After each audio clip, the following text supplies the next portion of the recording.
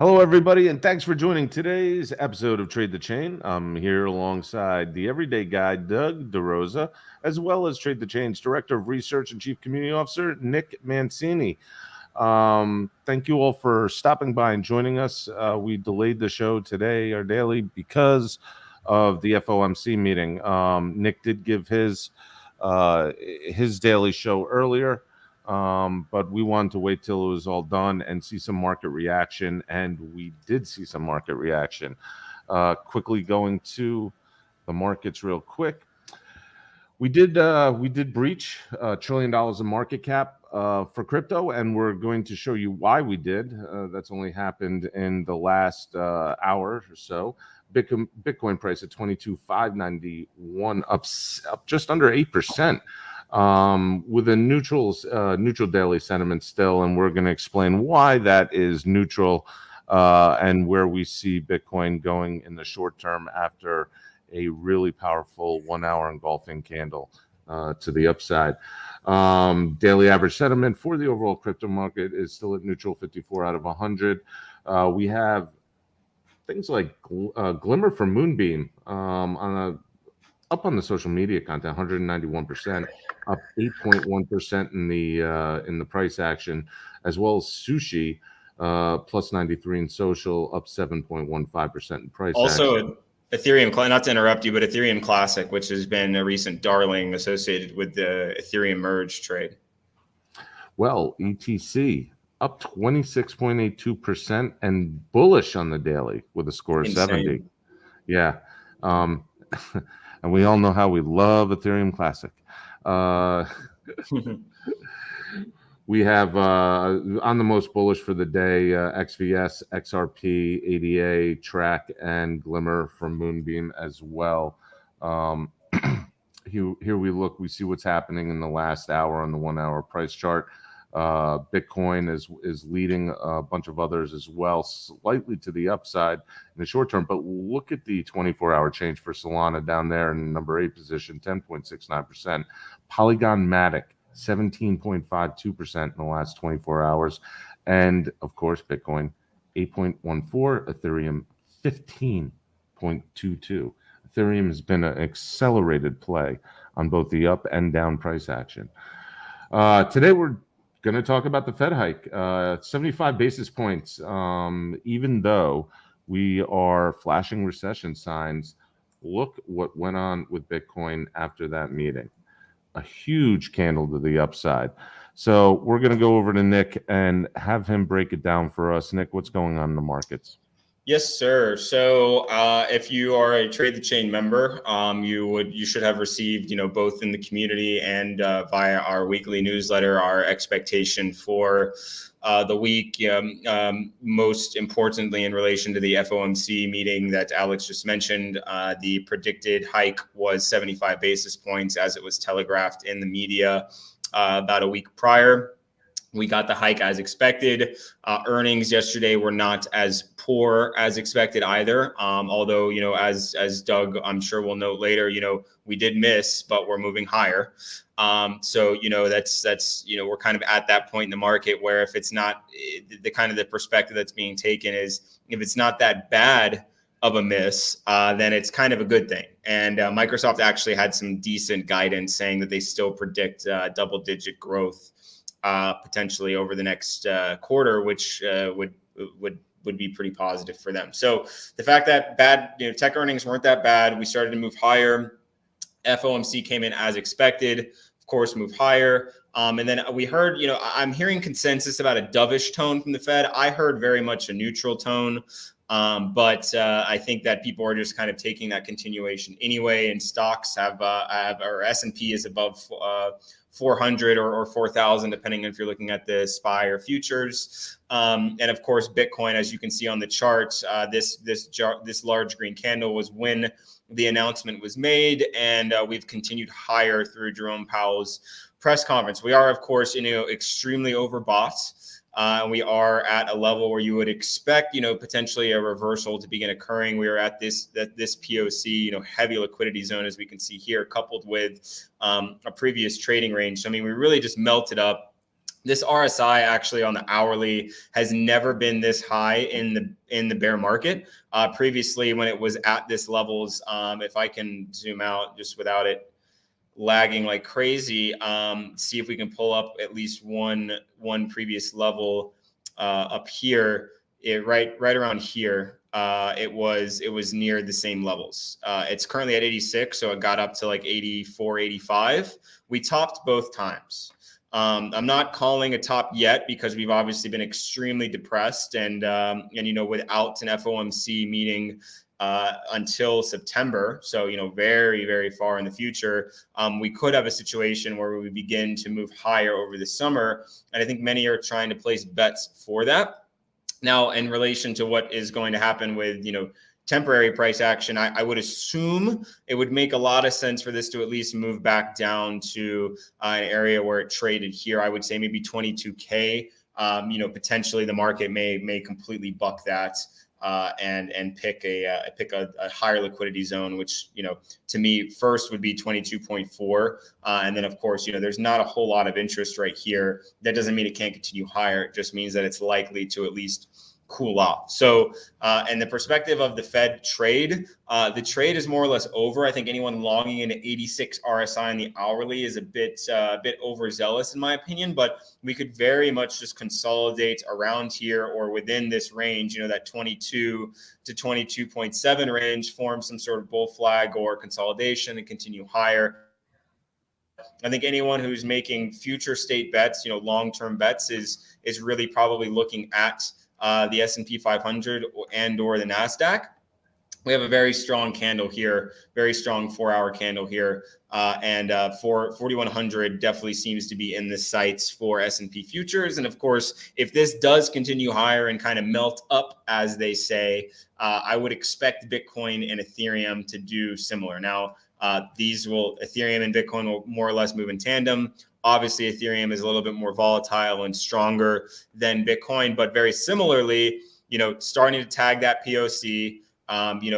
There's some sell interest here, but there's a lot of liquidity in this range, which means that I think it's going to be very hard for ETH to crack below 1520 anytime soon. But of course, I'm still monitoring my little RSI system here. And if RSI does start to crank beneath this trend, I will then begin looking for some larger shorts. I began to place a very small short position in this level for Bitcoin. I could get completely yanked here, but just given how high the RSI was, just given how crazy this short-term movement was, it wasn't anything that I felt comfortable buying into, and I felt a washout is necessary.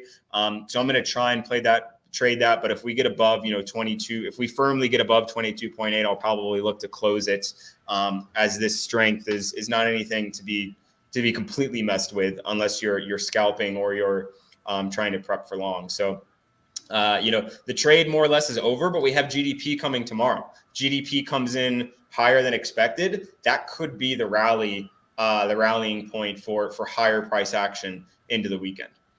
Nick, the other day, BTC was butting against the 200-day. Where are we at with those averages now? Are we above the 200-day? So the 200-week moving average is what we were hovering under. But no, very, very valid question. So just go ahead and temporarily get some of this noise out of here, and then we'll zoom this up. So here's where we are. We are right at the resistance point. I mean, honestly, that's a very good looking weekly candle to me. We wicked up, then we wicked down. That could be kind of the rocket boosters getting loaded. But of course, we still have 4 days left. So with this won't close, I believe, until 8 p.m. Eastern on Sunday. So we still have quite some time. So another good metric is the 3-day, which actually just opened today. So still fresh, still 3 days on this, but does look very positive. Does look like a potential candle that I think buyers may want to dip their toes into if the daily closes well, which it does appear to want to. And I'll go ahead and get rid of these. Actually, these lines are helpful because basically this is kind of the big resistance line. We can kind of crack through up to 24. If we can get above 24 and firmly close above that, then I mean, sky's the limit. Well, not sky's the limit, but 28K is the limit. Potentially all the way up to 30 if this move does continue higher. So, maybe looking at these LTF, trends and trying to trade them properly is the wrong issue, as we are above 22.8. So my shorts should be closing soon. But this is the strongest we have seen crypto in quite some time, and I would probably bet, the S&P 500 is moving higher as well. Bad decision to chase a scalp there. We are quite strong. Doug, I want to go over what the Fed had to say in their decision for raising rates around it, and I'd like to ask, what do you think your breakdown is, being the everyday guy, for what we can expect on a daily life scenario for the short term with the decision that was made, because that's important. It's great. We talk about crypto, we talk about making money in trading, but now also let's talk about real life and what people can expect. Well, if you don't own any risk assets today, equities, crypto, like today's market action doesn't affect you, right? It doesn't help you in any way. So if anything, today is just a bunch of bad news, right? All you know is that rates are going higher. That's consumer rates on credit cards, auto loans, i.e. mortgages, most likely. Again, that's kind of tied in with the 10-year. You're looking at small business lines of credit. If you're a business owner, that helps you, to help expansion, to add staff, headcount, inventory. Obviously, your cost of carrying now goes higher with that. So whether you're a small business owner or a guy in the street, really today's news blows, quite honestly. You look at this morning's earnings, McDonald's and Chipotle, they did really well. And because they got flow through traffic from other, not necessarily fancy restaurants, but the Applebee's of the world and whatnot, they are now seeing people cutting back because obviously they're getting a little bit tighter in the pocket. So people now drop down. So they drop down to McDonald's, right? They drop down to Chipotle. So really the consumer. I brought that up yesterday. I told you, chicken nuggets are recession proof. That's no joke. No doubt. So, the consumer is feeling it. I think a big question, which nobody's talking about, really moving after today, is what is the new normal? I know that you don't really follow Bruce Springsteen, Alex. You're more of a Justin Bieber guy, which I know you love that Future song. Audience, don't criticize him on that. But last night at 10 o'clock, John Landau was trending on Twitter, and that's Bruce Springsteen's manager for the last 40 years. The reason why I mention this is that, Ticketmaster's going with this dynamic ticket pricing, and everybody was complaining about the $5,000 a ticket on the low end or on the high end, but on the low end, it's $200. So that's like the new normal now, right? It's $200 for a concert ticket. So again, if you're feeling it in your pocket, like where are we after all these Fed moves, right? Like what does the economy look like in 6 months? As you and I discussed, the burger and fries at, Shake Shack, Burger Fry, Five Guys, wherever you go, that's now around $14. That's probably not going back to 10. All Powell's saying is it's not going to go to 16, right? But it's probably staying at 14. So I think a lot of this doesn't really help the guy in the street. And again, what the new normal is doesn't really look good for a lot of people, quite honestly. So I think it's what Nick and I discussed a lot. Powell said it's going to be tough times ahead and pain. And yeah, they just raised 75 more basis points today, with probably another 50 in September. Well, yeah, and let's talk about that real quick, right? So they definitely mentioned that they're open and likely for further Fed rate hikes. Now, if you rewind back to January, we were and we discussed Fed rate hikes for the year. Everybody had it capped at 75. I mean, there was no way it was going over 75 for the year. How high how much have we raised it, Nick, so far this year? I think we're close to 2%. Yeah. So now we're talking about another 75 basis points potentially in September. What is that going to do, Doug, as far as exasperate bad news?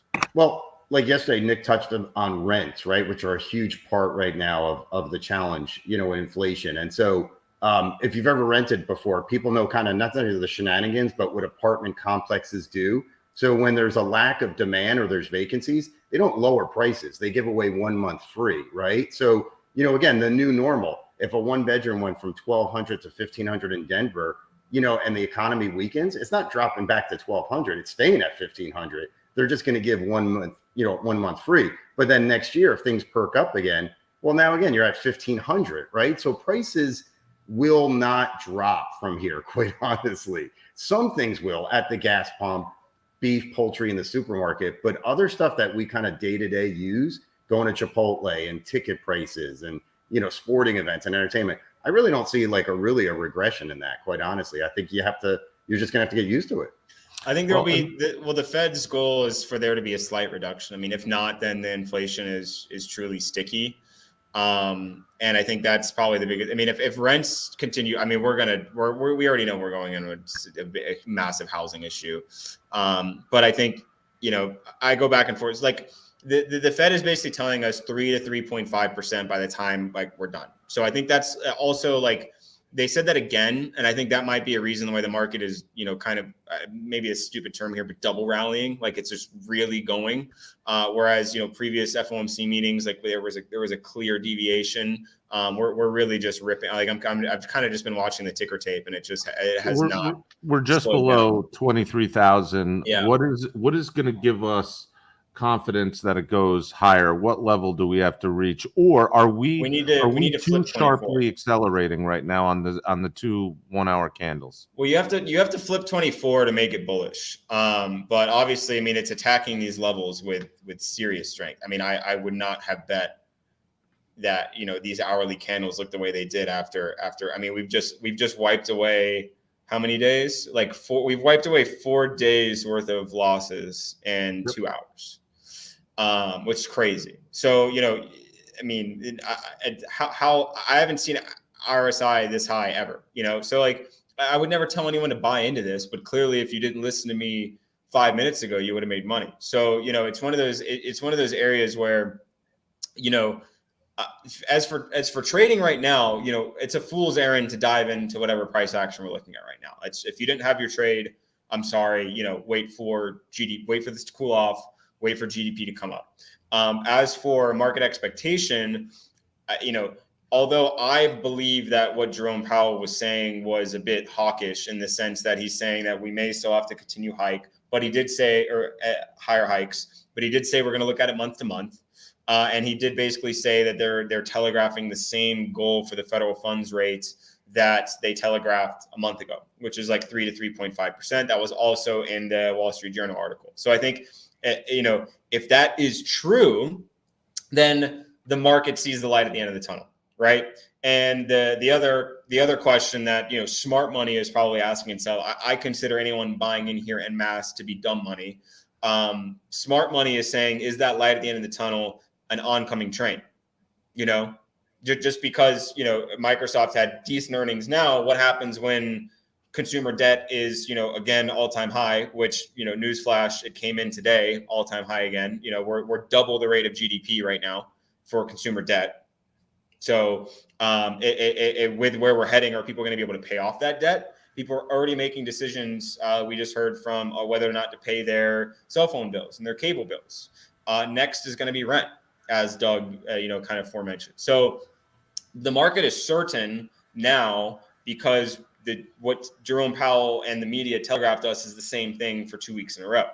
That, I guess, in that sense is bullish, at least short term, and we don't have a meeting till September. So if you're thinking in that direction, unless drastic inflation numbers come in next month and the month after, we should continue higher. But oil is again at all-time highs. Yep. Right at the time when consumer debt is all-time highs. People are now going to have to make a decision whether to fill up their gas tank, heat their house. Winter is approaching. So, people getting overzealous right now for the long term, I think may be in for a fright by the time the summer begins to cool off, literally and figuratively. I think we could all agree too that Bitcoin is no longer perceived as an inflation hedge. I think that narrative is out the window. Interestingly enough, I mean, this we just went right through 23 like a knife through butter. One of the things that's interesting is I thought we were getting a little reprieve on gas. I saw it down to about $1.26 for super per liter by me, as well as. But then again, to Doug's point, head of broccoli the other day in a grocery store. I try to get my greens when I can. Over $6. And I think broccoli should be close to free. You eating broccoli, fake news. I'm just saying. No way. Who pays $6 for broccoli? It's ridiculous. I can't afford that crap. Thank God. And that's why McDonald's beats EPS, right? Because they still got the dollar menu. And that's why I get chubbier. So Bitcoin's starting to come off a little bit. There's that. I mean, we'll see if it's just a repeat of what happened 30 minutes ago, but starting to see BTC under 23 again. For BTC though, going forward, what do you guys think will be the argument, right? If you're in a bar and you're trying to defend Bitcoin, it's no longer obviously a store of value like gold, or it's an inflation hedge. Like, is it literally just a finite supply and that's it? Like, what do you say to somebody in a bar? It'll be whatever narrative fits risk assets at the time. Yeah. I mean, look at equities. Why, equities were 20x earnings. Now they're 3 to 5x earnings. So, why, what's the story in buying something at this valuation versus another valuation? I think it's the same. I mean, although Bitcoin does technically generate, revenues and returns through the sale of Bitcoin to the miners and blah, blah, blah, blah, blah. So it's not, it's not a typical company, but it is a pseudo company. But at the end of the day, and I saw a great thread by one of my favorite macro guys on Twitter is, greed is always there. There's always going to be greed. There's always going to be another rally. As long as there's monetary policy, an open market, and participants, greed will return. It took Japanese market 20 years. Typically takes indices 6 to 9 months. It could be between any of those numbers. It's not the best response in the world, but I think you can trust that greed will always be there. And I'm not a long-term buyer at these levels. I will be a long-term buyer when we truly understand the inflation problem, which I don't think we will until Q3 or Q4. But at the end of the day, when the time to buy will come is when people are greedy and risk and the spigots are turned on for risk. And we know that is a low interest rate environment. So I don't think crypto is going to go anywhere to die. Will I hold crypto for multiple years on end or look to? Probably not. But will there likely still be outsized returns relative to traditional markets upon the next bull market? I think that, the bet would be yes currently. We haven't seen a reason to let that go to the wayside yet. Right. Agreed. If there's going to be low liquidity, high volatility markets, someone's going to play. Someone's got money. Someone's always going to play. That's the free market system. There was a study out. I keep seeing this on Twitter. It was an actual study that women find men who say, who are invested in crypto to be 50% sexier. It's like, I don't know how many of you guys, when you go out to eat or something or grab a bite to eat, somebody says, hey, what are you doing? You meet somebody new, you're like, I'm into crypto. I've now started telling people I'm a waste management consultant until the next bull run. So I just don't want to get into conversations. I will say this. I will say this too, just going back to Nick's point about greed, that there's been this acronym called TINA, there is no alternative, right? So for equities, people had to pile into equities because other yield offerings, money market CDs, just weren't competitive. And now you have a rising rate environment. So that will be interesting going forward. Interesting how that will play in the crypto space as well, right? Yields were attractive. There were no alternatives, right? If you can get 3% on a money market, would you actually have risked 9%? In a crypto offering to get yield? I don't know. I guess we'll never know because maybe that stuff may not be around in the future. There's a few brokerages still offering like high returns. I know BlockFi just increased theirs to get some lick back on the platform. So, the short term, it does appear that we are entering a realm where crypto and risk may flourish at least temporarily after the downturn. I mean, if you just kind of look at, if you just go look at the daily and you just kind of look at the fact that we've kind of we busted through the 50-day moving average on the daily for the first time. Last time we did that was our first bear market rally, which was early January. That lasted all the way till March. I mean, it was volatile and ugly, but we basically went from, what did we go? We went from 34 to 45. So about a 30 to 40% return. 30 to 40% return from 17.5 would give you 40% would be right at 25K. So, and of course, bear market rallies can always last higher than you expect. So, I'd still, if we do breach 24, and, I guess 24.4 is kind of the magic number. If we breach that and flip it, I don't see why 28 to 30K would not be a sizable target. That would probably line us up with the 200-day moving average as well on the daily, which was our previous inflection point for the continuation of the bear market rally. So that's another important thing to consider. And tomorrow's another heavy news day. You got Apple and GDP, right? Is there anything else? Apple and GDP. So if Apple gives an indication like Microsoft and GDP is a beat, we will absolutely explode, I would predict. If GDP is a miss and Microsoft, I don't know. I think as long as GDP is not negative, I think the market continues to rally. And what do you expect the GDP to be tomorrow? Well, expected is, I believe, 0.4. Hold on, I have it. Expected is 0.4. Or no, forecast is 0.6. Consensus is 0.4% growth. Previous was negative 1.6. Well, it's not very meaningful. No, that's why I think people will be focused on Apple. It'll definitely matter because if it's negative, then we're in a recession and the White House is going to have to continue to dance around their words. But if it's not negative, then there isn't even a technical definition of a recession, and then the White House doesn't have to dance around anything. They just get to say, "Hey, we're not in a recession yet," based on the definition that we previously used and this new one that we have. Yeah. What's EPS expectations on Apple for tomorrow? That I don't have on hand, unfortunately. Okay. We can do a quick Apple. Hey, Sleepy Puppy Crypto. I just saw it. I love you, Sleepy. Of course, I didn't get liquidated. All right. Why would you say something like that in the chats? Revenue around 82 billion with EPS of 116. 116. Okay. All right.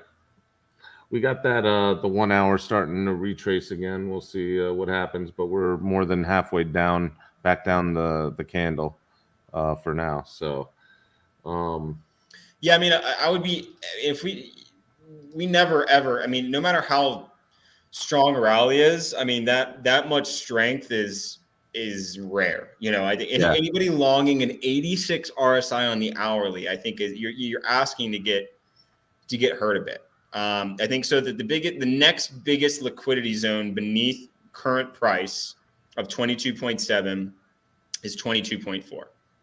Beneath that, 22, or it's just under 22. So 22.4, 22, both reasonable targets for a potential long, or to continue to stack shorts. Again, with this price action, if you're trying to trade this motion without letting some time come in and let the market participants, the overlongers, and there's going to be a lot of longs trapped at the top. There's going to be a lot of longs starting to take profits if we unravel, at least a full percentage point or two off of the high.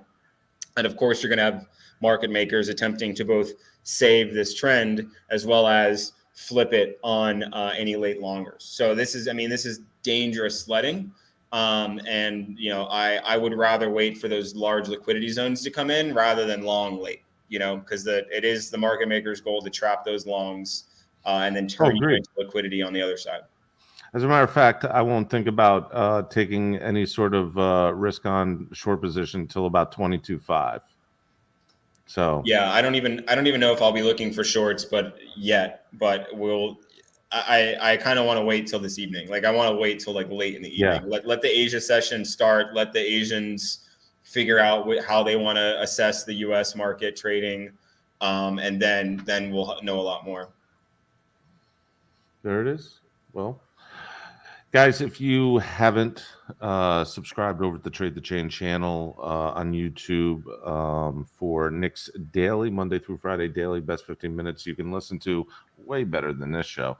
Go ahead and do that. It's all you need to know for your day. It's compact and concise and full of nuggets. We thank you. Smash the like button on your way out today. We appreciate it. And hang on to those handlebars. Guys, we'll be back tomorrow with our regular analysis, unless some weird ass news happens. But definitely going to be an interesting evening with Asia opening and what's happened today. So we'll see you guys tomorrow. Take it easy, and thank you very much.